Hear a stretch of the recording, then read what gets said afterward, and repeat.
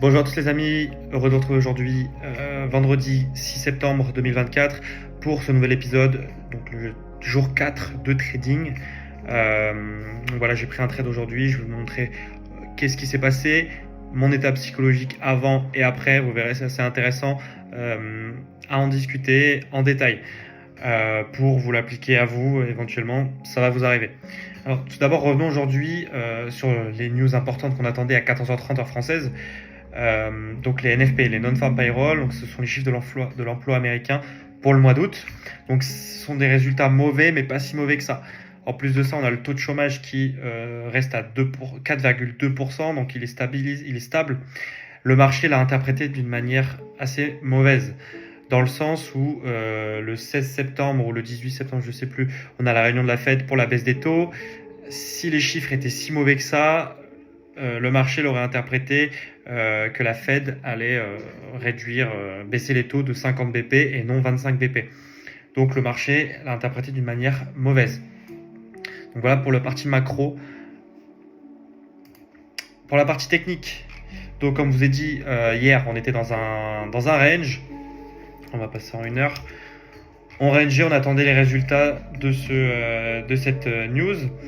Dans la nuit et en début de matinée, donc la session londonienne, on a été liquidé toute cette liquidité qu'il y avait ici, là, qu'on en avait parlé hier. Donc ça a été liquidé.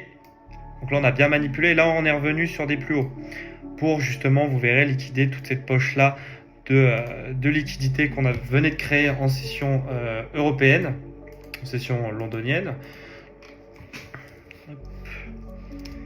Donc là, on avait identifié les zones VAL et VAH qui étaient pour moi des zones importantes. Donc le plan aujourd'hui, c'était des achats si on cassait la VAH par le haut, ainsi que le dernier plus haut qu'on avait effectué hier en milieu de session.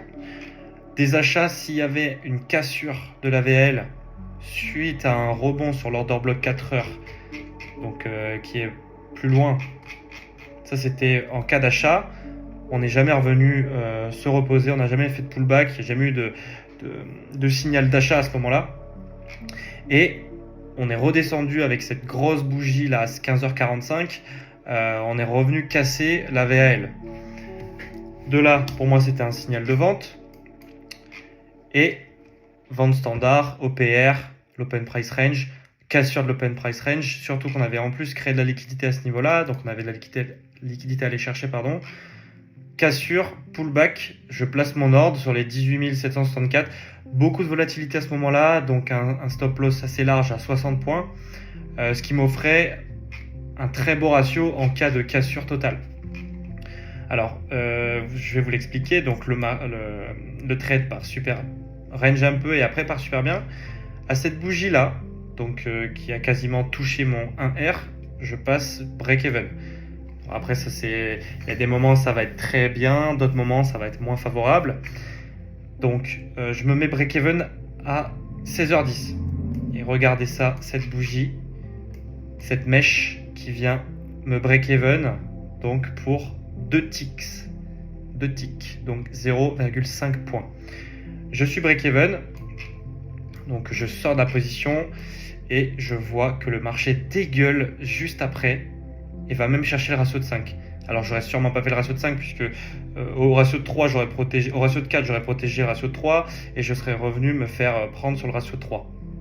J'ai loupé un ratio de 3. J'étais très frustré. Comment vous expliquer que voilà, pour 2 ticks je viens de rater 3 R. Alors là où j'ai compris que moi-même là j'étais sous émotion la plus totale, j'étais sous frustration. La discipline de ne plus prendre de trade a été tellement bien respectée que j'en suis plutôt fier de ça. Alors certes, je fais 3 R, mais je suis fier de ça. Parce que voilà, je me suis fait break-even, j'ai pas perdu. Alors c'est vrai qu'il y en a qui vont me dire que le fait de mettre break-even, c'est une mauvaise chose, puisque dans ce cas-là, on va rater ça. C'est vrai, mais ça, je pense, c'est propre à chacun. Chacun a sa propre vision et sa propre connaissance de soi. Moi, je sais que je préfère protéger mon trade, quitte à ce que des actions comme celle-ci arrivent, mais je suis plus à l'aise pour laisser couler un trade une fois que je suis break-even. Il n'y a plus de stress. Donc aujourd'hui, un nouveau BE, donc ce qui nous amène la semaine à 4,8 R, ce qui est quand même une très très bonne semaine. On va se contenter de ça, bien évidemment. Et sur le plan psychologique, on est très bien. On a respecté toute la semaine les règles qu'on s'est imposées. On a pris 0 SL cette semaine, ce qui est une très bonne chose puisque on a bien respecté notre discipline, notre mindset. Les plans ont été respectés. Donc j'avais une bonne analyse dans l'ensemble du marché de ce qui se passait en ce moment.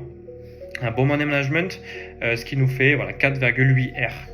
Alors je vais juste vous montrer, donc, pour vous prouver ma bonne volonté, le payout que je m'étais fait le mois dernier. Voilà, donc Hi Luca, donc c'est mon prénom. Voilà, de 3000 $. Donc ça correspondait à 2700 € avec le taux de change en euros. Donc ça, c'était pour le payout. Voilà, donc fin de semaine, il nous reste 7,2 R à aller chercher pour passer les challenges. Toujours pas de temps, ça se trouve la semaine prochaine on va faire moins de R, on ne sait pas.